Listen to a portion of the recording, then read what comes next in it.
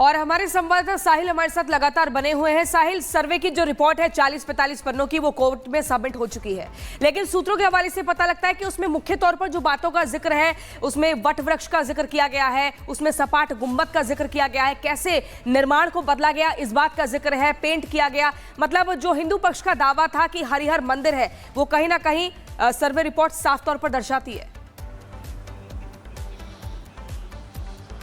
जी बिल्कुल, सूत्रों की माने तो एएसआई की इनसाइड रिपोर्ट के मुताबिक ये पता चला है कि मस्जिद के अंदर जो है मंदिर होने के प्रमाण मिले हैं, क्योंकि जिन 2 दिनों के अंदर एएसआई की टीम ने जाके मस्जिद में सर्वे किया, लगभग 4.5 घंटे का वीडियोग्राफी किया गया। अब 1200 के आसपास जो है फोटो लिए गए हैं, तो उन तमाम फोटो वीडियोग्राफी में वो चीजें भी मौजूद हैं, वो चीजें भी दिख रही हैं, जिससे ये पता चलता है कि यहाँ पे कई सालों पहले जो था यहाँ पे मंदिर हुआ करता था। क्योंकि जैसे कि सर्वे रिपोर्ट में ये पता चला है कि मस्जिद जहाँ पे बना हुआ है वहां पे उसको पेंट किया गया, उसके स्ट्रक्चर को चेंज किया गया। पुराना कंस्ट्रक्शन, नए कंस्ट्रक्शन के जो सबूत हैं वो भी एएसआई की टीम को मिले। तो इससे ये बात तो जाहिर होती कहीं ना कहीं मस्जिद से पहले यहाँ पे मंदिर हुआ करता था, जो कि एएसआई की रिपोर्ट में भी ऐसा मालूम चल रहा है। लेकिन बीते दिन एडवोकेट जो कमिश्नर है, उन्होंने यहाँ पे अपनी जो रिपोर्ट है लगभग 40 पन्नों की, वो चंदोसी कोर्ट में सबमिट कराई है। और अब कहीं ना कहीं अब फिलहाल ये देखने वाली बात हो कि आखिर किस तरीके इस केस को आगे बढ़ाया जाता है, क्योंकि जिन 2 दिनों के अंदर सर्वे हुआ उन दिनों के अंदर कई सारे खुलासे हुए। 50 से ज्यादा फूलों के जो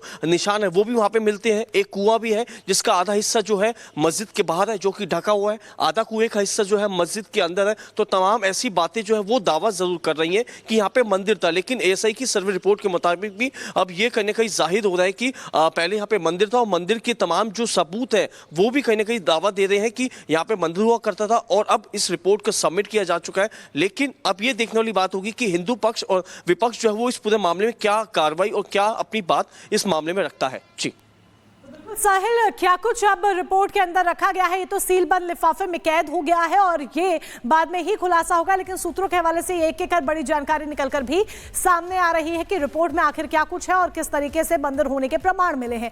संभल में मस्जिद के सामने बन रही चौकी पर भी अफवाह फैलाने वालों पर पुलिस ने सख्त चेतावनी दी है। पुलिस ने कहा है कि अगर वक्फ के नाम पर अफवाह फैलाई गई तो कड़ी कार्रवाई होगी। ऐसा इसीलिए क्योंकि लगातार सत्यव्रत नगर चौकी का जो निर्माण किया जा रहा है उस पर ओवैसी समेत कुछ लोग ऐसे हैं जो इसे वक्फ की जमीन करार दे रहे हैं और बार बार सवाल खड़े कर रहे हैं।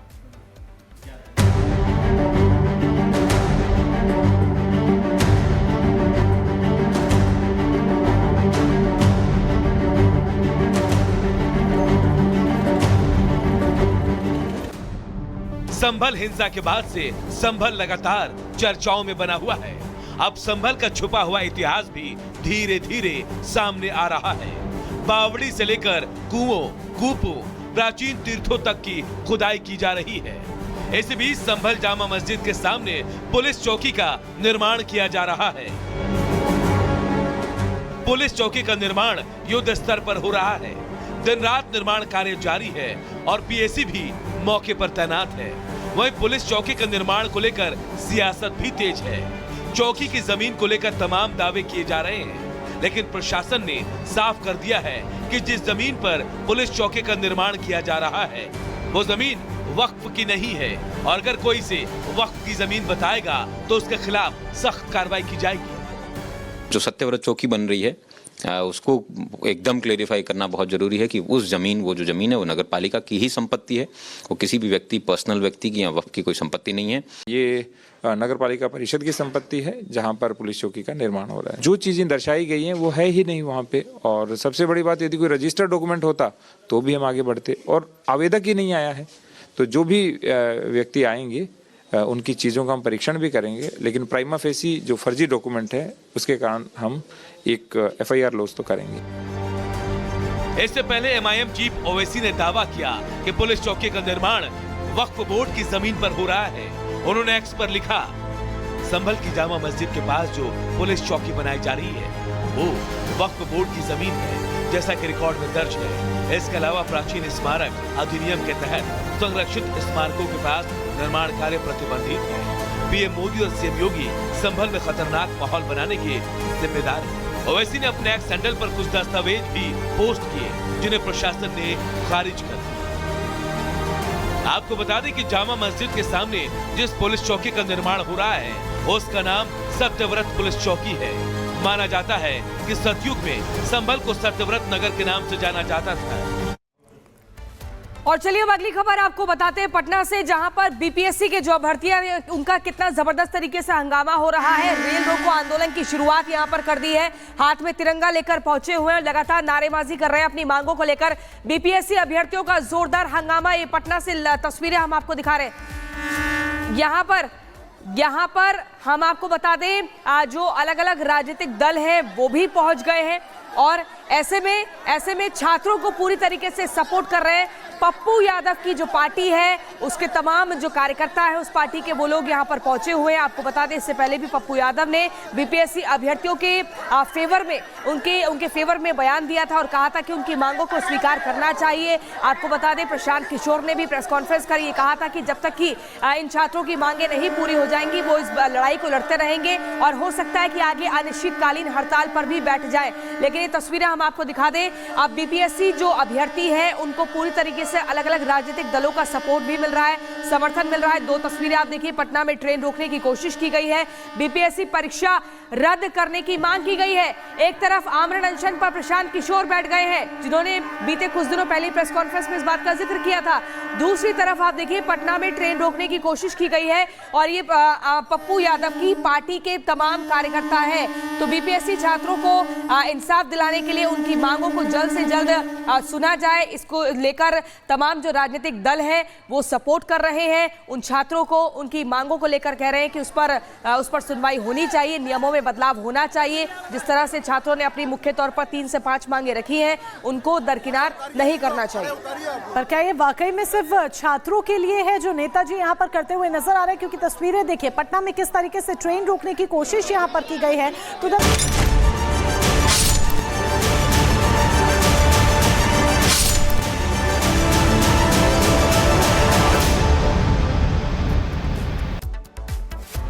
तो क्या साक्ष्य मिले हैं वो तो हम आपको बताएंगे ही, लेकिन उससे पहले संभल हिंसा से जुड़ी एक बड़ी खबर जान लीजिए। एक और आरोपी की गिरफ्तारी हुई है, बड़ी जानकारी आप तक पहुंचा दें। संभल हिंसा का एक और आरोपी गिरफ्तार हो चुका है। ताबड़तोड़ एक्शन यहां पर पुलिस लेती हुई नजर आ रही है और उन तमाम लोगों की धरपकड़ की जा रही है जिन्होंने संभल के माहौल में भंग डालने की कोशिश की, संभल के माहौल को खराब करने की कोशिश की।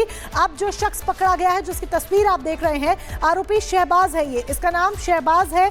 आरोपी शहबाज को पुलिस ने अरेस्ट कर लिया है। गिरफ्तार आरोपी से हिंसा में इस्तेमाल हुआ तमंचा भी बरामद हुआ है। तस्वीर देखिए, एक एक दंगाई की धरपकड़ जारी है। दिल्ली में छिपकर रह रहा था आरोपी शहबाज। किस तरीके से संभल में अराजक तत्वों ने अराजकता फैलाई, दंगाइयों ने दंगा भड़काया, वहां पर किस तरीके से तमंचा लहराते नजर आए और हिंसा हुई, पथराव हुआ, उसके बाद दिल्ली में जाकर छिपकर रह रहा था ये शख्स।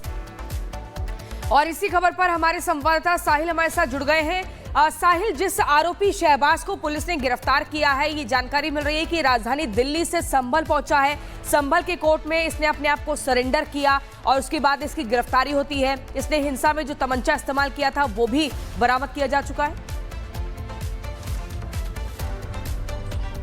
जी बिल्कुल, संभल पुलिस की बड़ी कार्रवाई जो है वो देखने को मिली है कि 24 नवंबर के दिन संभल में हुई हिंसा का एक आरोपी शहबाज को पुलिस ने संभल से ही गिरफ्तार किया है। क्योंकि हिंसा के बाद से ही शहबाज नाम का जो आरोपी, जो कि संभल का दीपसराय इलाके का रहने वाला है, ये दिल्ली में जाकर छिप गया था, लगातार अपने ठिकाने बदल रहा था। पुलिस को इनपुट जरूर था कि दिल्ली के किस इलाके में छिपा हो, लेकिन पुलिस को देर रात ये इनपुट मिलता है कि शहबाज नाम का जो आरोपी वो है संभल की कोर्ट में जो है सरेंडर करने के लिए पहुंचने वाला है। जिसके बाद नकासा पुलिस ने कोर्ट में सरेंडर करने के दौरान ही आरोपी शहबाज को गिरफ्तार कर लिया। यूपी पुलिस के मुताबिक ये बताया जा रहा है, इस पे आरोप है कि 24 नवंबर के दिन हिंदू खेड़ा और नकासा चौराहे पे इसने तमंचे से फायरिंग की थी पुलिस टीम पे, ऐसा आरोप लगा और तभी से ये पुलिस से बच रहा था लगातार। लेकिन पुलिस ने इसके परिवार वालों से जो थी लगातार पूछताछ की जा रही थी और आखिर में इनपुट के आधार पर शहबाज आरोपी को गिरफ्तार किया है। इसके पास से वो देसी तमंचा भी बरामद किया गया है, जिस देसी तमंचे से इसने 24 नवंबर के दिन पुलिस पर फायरिंग की थी। थी। तो कहा जाए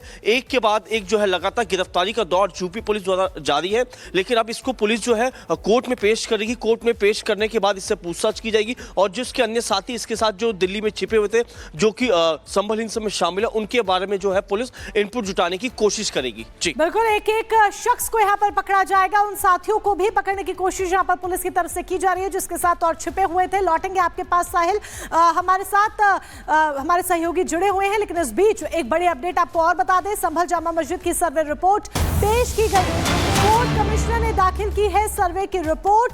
40 से 45 पन्नों की रिपोर्ट दाखिल की गई है। बंद लिफाफे में पेश की गई है सर्वे की रिपोर्ट। नवंबर में आपको बता दें जामा मस्जिद का सर्वे हुआ था 1924 तारीख को। जामा मस्जिद में हरिहर मंदिर होने का दावा इस रिपोर्ट के जरिए किया जा रहा है और पहले भी हिंदू पक्ष दावा करता हुआ नजर आ रहा था।